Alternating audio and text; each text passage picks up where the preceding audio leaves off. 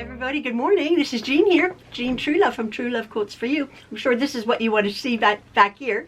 I'm doing a little series of quilted wall hangings. Instead of sticking into a very large project, quilts for the spring and the summer, I'm just doing a little, this is my first in the series of whatever comes to my head for just a little something that you can hang up wherever.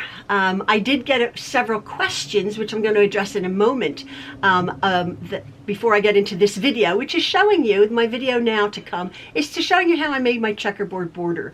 You may notice that the quilt that I was trying to copy, one of the ones that I made up, which I'll put a photograph here, the border is, the squares are a little bit smaller. That's because on this quilt I've used 2.5-inch strips, and I don't remember when I made this. I must have used just 2-inch strips that I had around.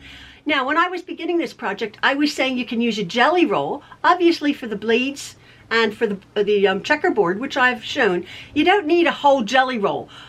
This is a very good way to use up scraps, actually, obviously, other than my yellow, my background, which you needed about 2/3 of a yard, 24 inches or so, and then just a piece 24 by 24, something like that. I show you how I cut down my yellow to make a nice square. It's not very scientific, but it worked. And how to do the circle in the middle very quickly, and how to do this checkerboard border.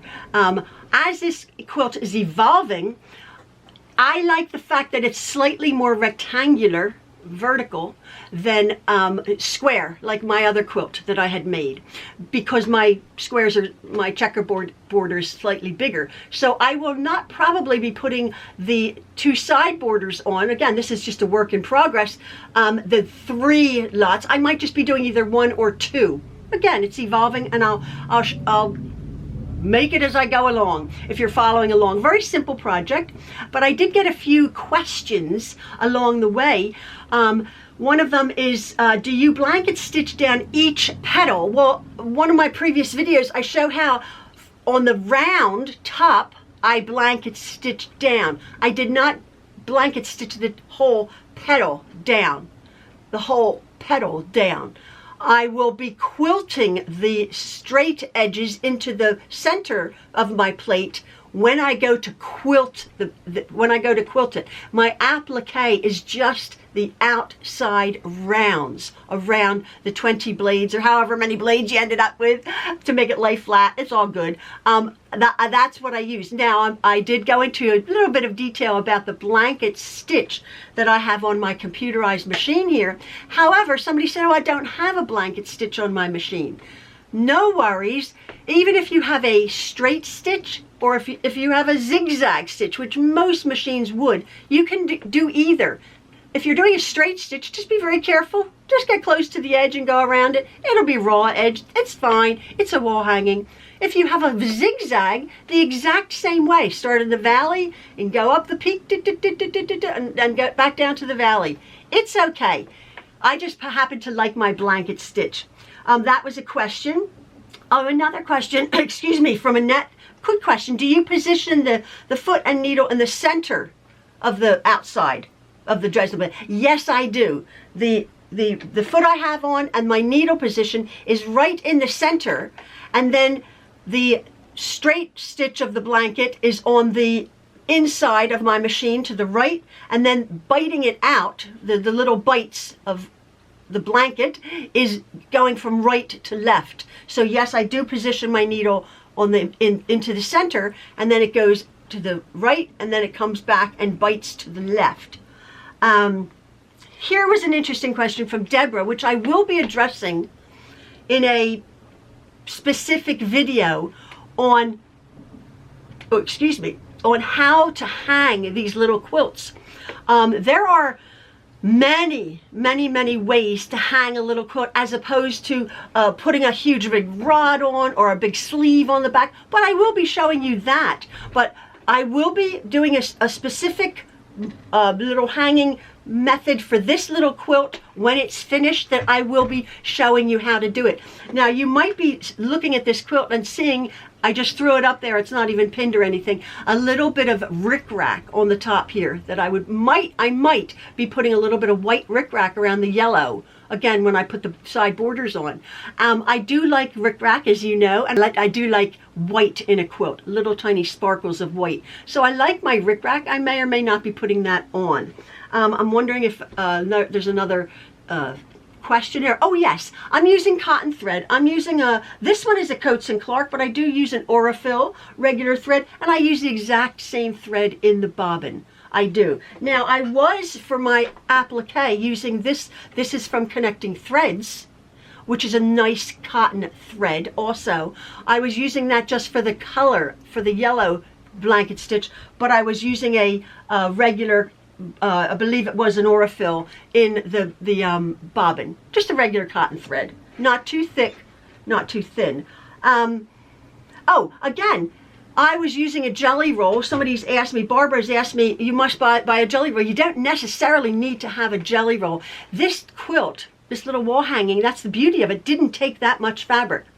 I just happened to have the lavender jelly roll, but I have quite a lot of it left over, because even to make the border units, I only cut what I cut, and I can't really tell you that, but I just cut what I think I need and then make them, and then if I need more, I can go back to my jelly roll and cut them. I hope that you will figure that out when you get to that point in this video. This is a wonderful quilt for scraps. It really is. And for me, I use 2.5-inch strips.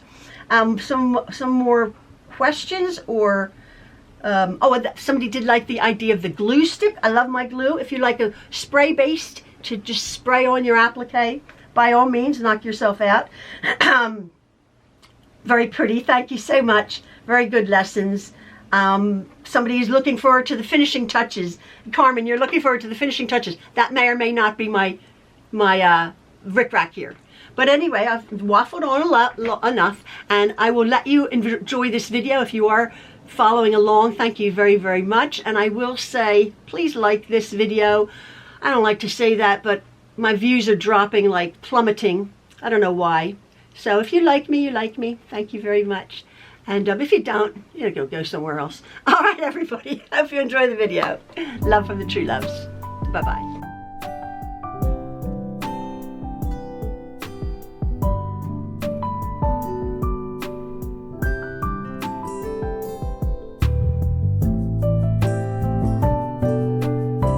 Ready to put the circle on the center of my Dresden plate, and I was just using a jelly roll, but I found out I didn't have as much, it wasn't as wide a piece of fabric that I needed, so I did use another little piece that I pulled from my stash. So if you have another little scrap piece of fabric that's a little bit wider, you're going to have to use that. So I quite like the lavender and white gingham here. I just happen to love gingham so much. So for this method that I'm doing, I don't know if you can see that. Take away this. If I do one piece of fabric, okay, and applique that on after I cut my circle, and I just blanket it, you can even see through the viewfinder, I'm looking here, that it's sort of going to be indented. And I don't love that. And then, so what I did is I found another piece of fabric, another little scrap. Actually, it just reads white. It's a little tiny dot which reads white, which I quite like. So I'm going to line my gingham, all right? But then also what I like to do, you know me, more is never enough. I'm going to make a circle also out of a hunk of batting that I have. So now what I'm going to do is I'm going to cut 3 pieces of circle, and what I have done is I just found you can either use a cup or a lid or something. I found this button. I'm going to do it on the other side. I put the 2 pieces together. This covers, again, it's going to be a raw edge applique, just like we did our applique. And I'm going to cut that out like that. That was easy. Oh, that was easy. That was easy. So I'm going to cut these both out. I'm going to actually cut out my batting slightly smaller. centered my applique, my 3-layer applique. I'm going to do the exact same thing how I secured my applique to my yellow, and I'm going to put a dab of stick glue on the batting. I'm going to put a dab of stick glue on the lining, and I'm going to put a dab of glue on the actual circle here. Feel that my batting is slightly smaller, and that my stitches, my blanket stitch, is going to sort of be a little bit proud of the circle. You'll see what I mean in a moment. All right, my checkerboard is coming up next. So to cut out my 20 blades for my jelly roll, I had cut some of my jelly rolls in half. Others I didn't, and they have a fold here at the end, some of them, but some of these are just the half size, which measures about 21 inches or so. What I'm going to be doing to make our checkerboard strip set subcutting, I'm going to be taking these, I'm lining them up like this. I'm doing quite a few of them on my board, and again, as I said, most of them are about 21 and a half or so, and I'm just going to be cutting them at around 10 and a half inches or so. That way I can subcut them into 2.5 inch segments. Just bear with me if you are confused. Here's one that I've already cut, and as you can see, oh, look at that, it's pretty good. I'm just going to subcut all of these, which are now 21 inches, into about 10 and a half inches or so, like that. Just put one on top of each other, making sure they're all nice and straight. Oops. Got to change my blade. And there we go. Now what I'm going to do is I'm going to go over to my machine, and in a random way, and I'm just going to start maybe with about, I'd say about 7 or 8 of them. I'm going to start making sets of 2, and I'm going to just chain piece these, just grabbing willy-nilly like so, pretty sides together, chain piecing. Now what I'm doing here is I'm chain piecing 2 and 2 together. All right, starting like this, pretty sides together, my 2.5 inch strips. I'm just going along, putting pretty sides together and continuing to chain piece.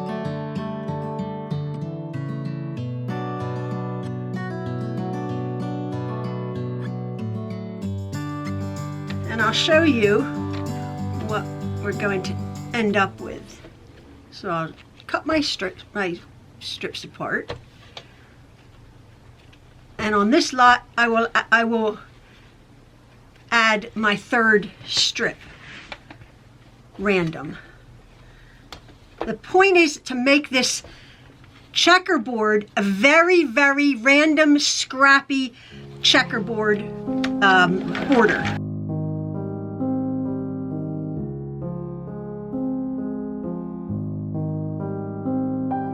Board here. What we have, I've already started. I'm ironing my strip sets of 3.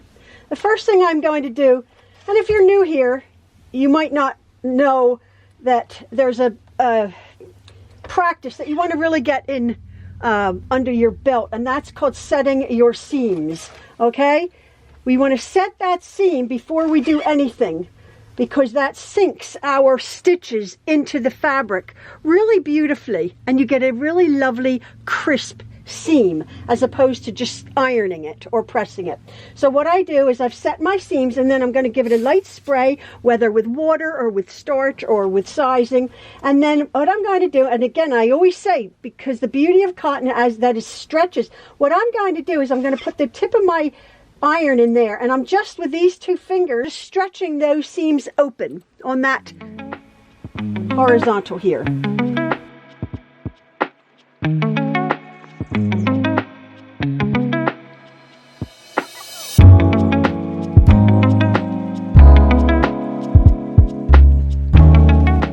So I've already started subcutting my strip sets, and what I have here is 2 rulers, and as you can see on this side it's a little bit joggled, and on that side. So I'm just going to line it up very straight on my bottom line here, and is best up there.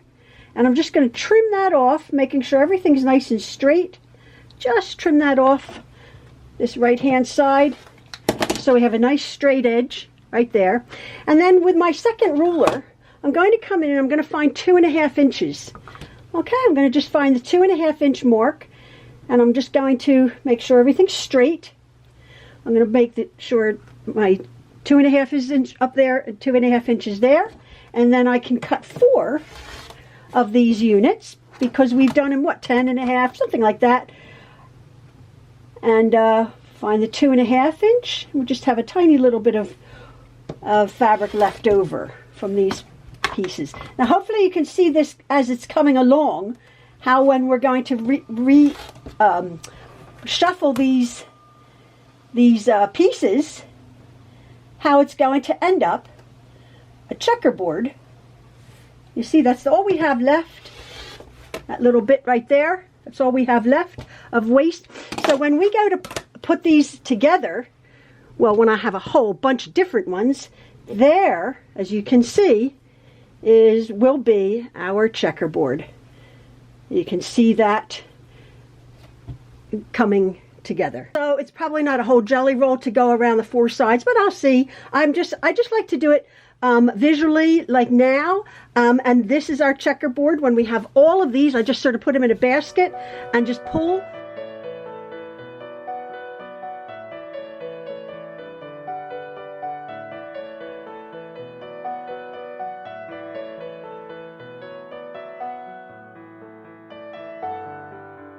I have a decent pile of my strip set cut up into my scrappy bits here.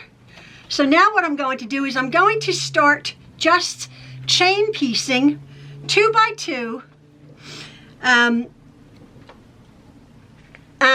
matching up the seams, getting a pink here. Try not to overthink it because the seams are going sort of the same way. They sort of just match. They don't really nest. Maybe I should have pressed them a different way, but that's okay. It's 1/4 inch though, as best you can get it. And again, we'll be just chain piecing 2 and 2. And then we'll just be chain piecing 4s and 8s.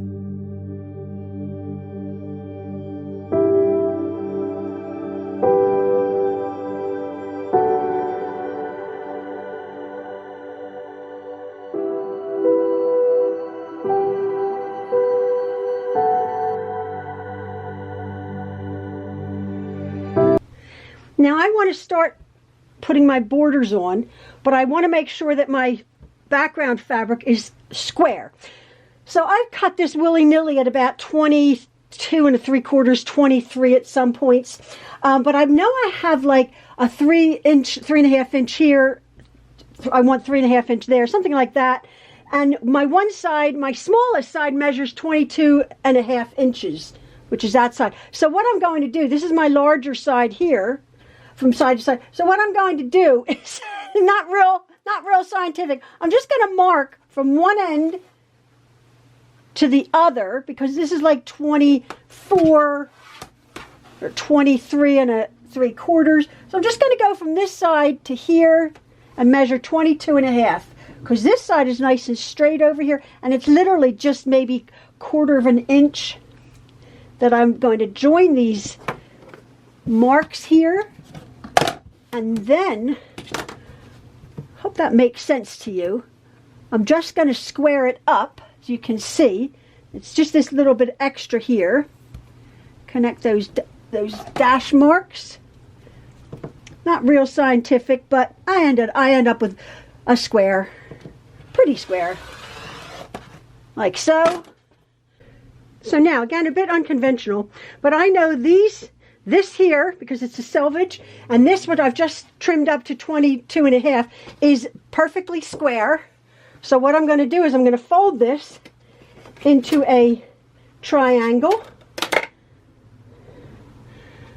like so, and it's almost perfectly square.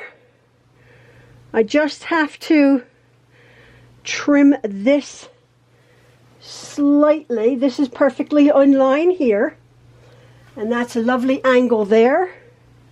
So I'm just going to take my long ruler, just going to line it up on that edge. And again, it's about 1/4 of an inch that I just have to trim off to make this perfectly square. I did pretty good when I cut it sort of willy-nilly. There we go.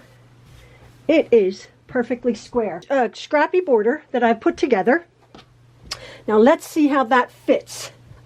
So I have put together, just as, again, willy-nilly, 1, 2, 3, 4, 5, 6, 7, 8, 9, 10. And as you can see, I will need one more. I have completed my top and bottom border, or my side borders, whatever they are. I think top and bottom borders here on my Dresden plate. Now I have made 11 units here that I've shown you how to do, and I have sort of split the difference between the two ends because the 11 are just slightly too big, and I'll just trim them off, and no one will ever be able to tell the difference. This is the beauty of like a checkerboard border. You can jiggery pokery either the seams or just making your units a little bit small. I'm just going to cut off each end, but I have 11 up there and I have 11 down here. I've clipped them together. My square is lovely and square. As you can see, I just have a little tiny bit of border left over, which I'll trim off. But again, I'm just going to start